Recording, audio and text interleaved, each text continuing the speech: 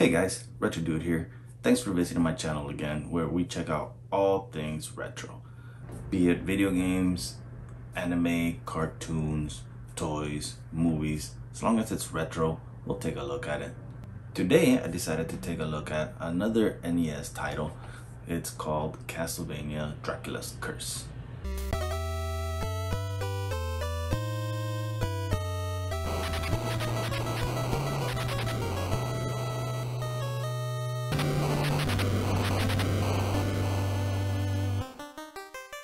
This was the last game in the NES for the Castlevania series.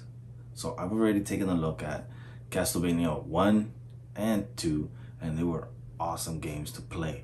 And I was pretty excited to take a look at Castlevania 3 because I remember it the most. I remember it very fondly, and I remember the music being absolutely phenomenal on this title. A little bit about the game. It was released in 1989.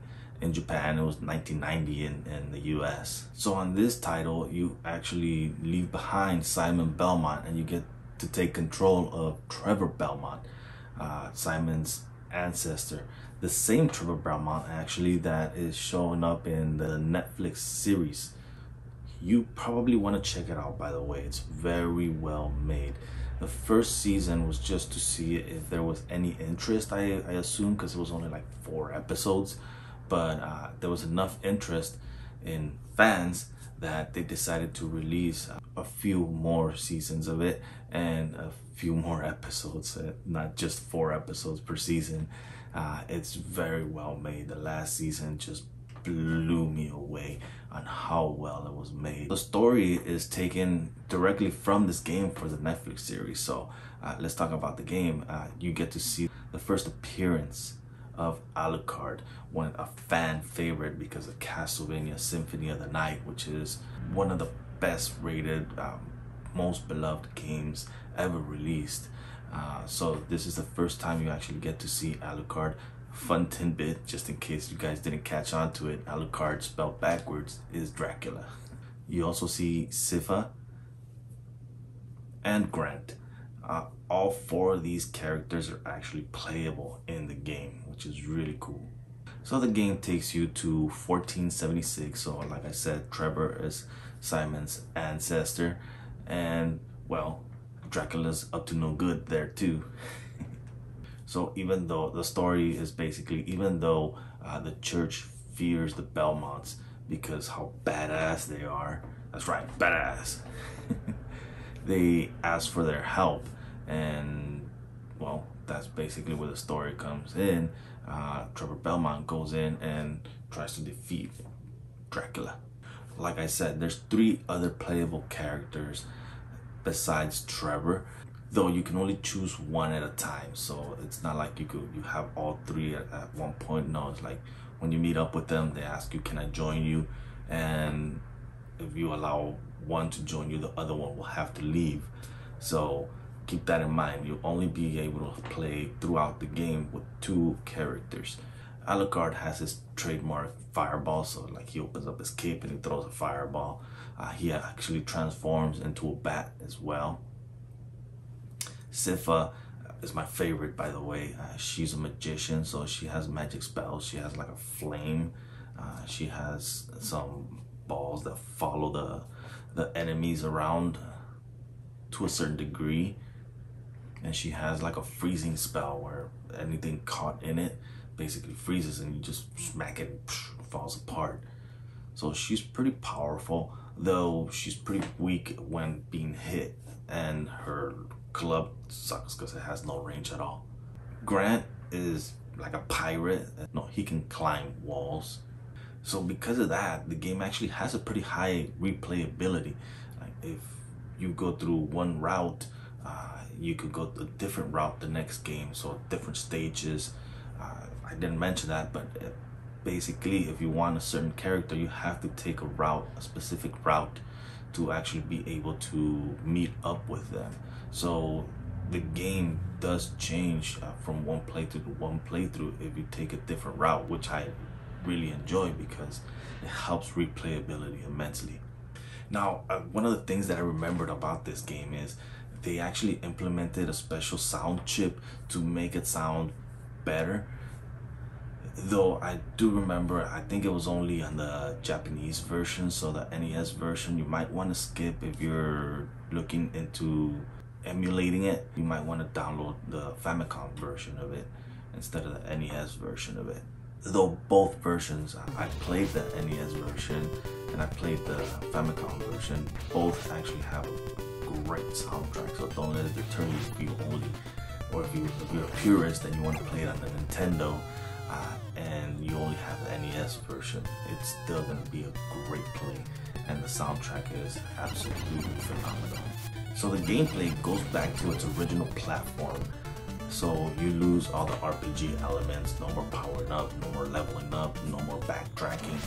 So it goes back to like Castlevania 1, just a platformer, though it does have branching paths, so it does add to the replayability, as I was saying. So after like a certain stage, you just decide like you want to go up or down, and that's basically the choice on the branching on that. It's not like, oh, you have so many different ways to go, but especially being an NES title, that's actually innovative. So the game is very difficult, so be ready to be pissed off a lot. Now, being able to select different characters actually makes it very enjoyable in my opinion. I decided to upload the playthrough with Sifa because she is my favorite character of the other three, and her stages actually have some of the best soundtracks that I could remember, so I decided to upload that one. I didn't want to upload all three, though I did upload all three endings, and the stages are hugely varied, especially if you compare them to the other two. So overall, graphics got a pretty significant boost, and gameplay is solid and fun, though it is a bit difficult at times. Now let's talk about the music. You can make a symphony out of the music in this game. If you've been following me, or if you've seen the previous two of Castlevania 1 and Castlevania 2, the first two were phenomenal music in both games, and this one is even better.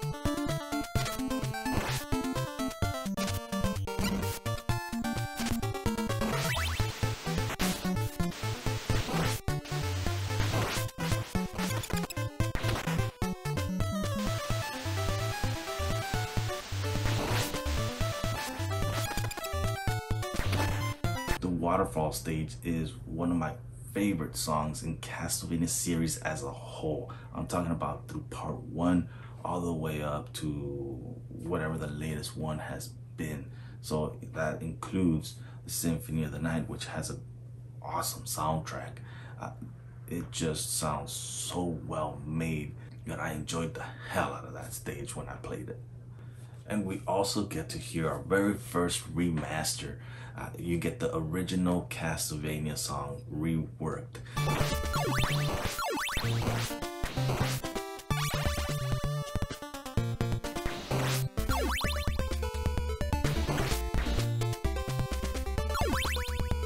It sounds great. I actually enjoyed the hell out of it. I didn't even remember that there was a remake of that song on this game, so it was a nice little surprise when I got there and I was playing and I'm like, oh man, this is the original song. It sounded great.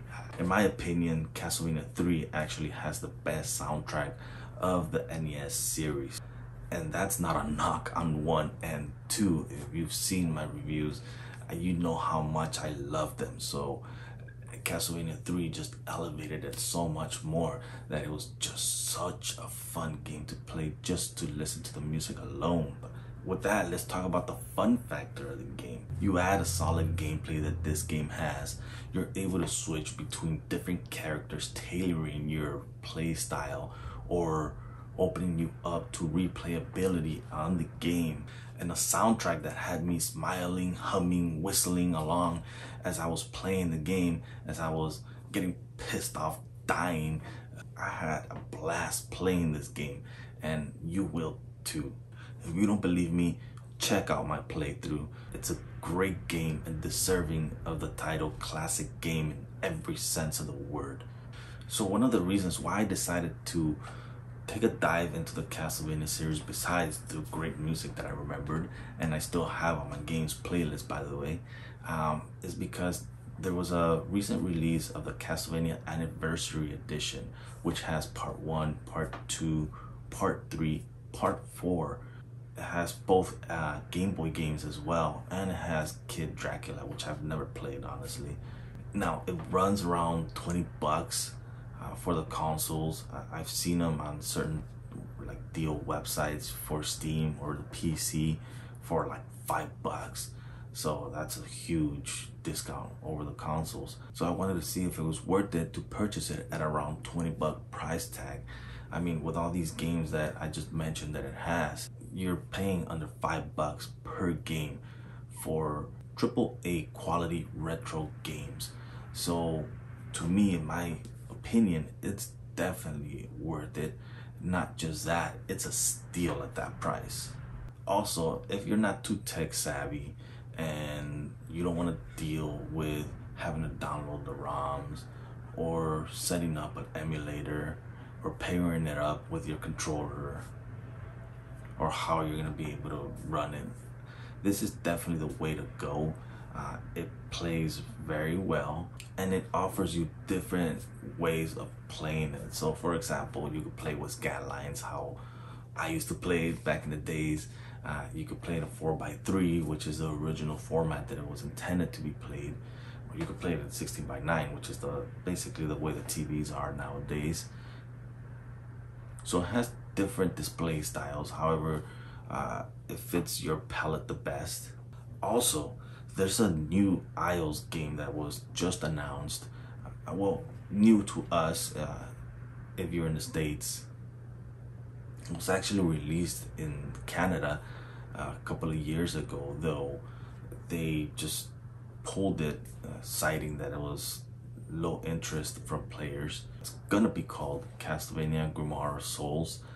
It's only gonna be on Isles from what I understand, and it's gonna be a side scroller, so it's not gonna have like RPG elements. At least I don't think so. I'm not sure. I just read an article about it, so I don't know much about it, but it's very exciting to see a new Castlevania game be released after so long.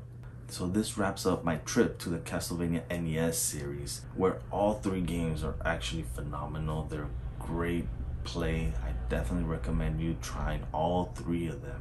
They all have something. One obviously is the original. You want to check it out because you want to see where everything basically spawned from. Part 2, you get to see the beginnings of what would later be known as Metroidvania.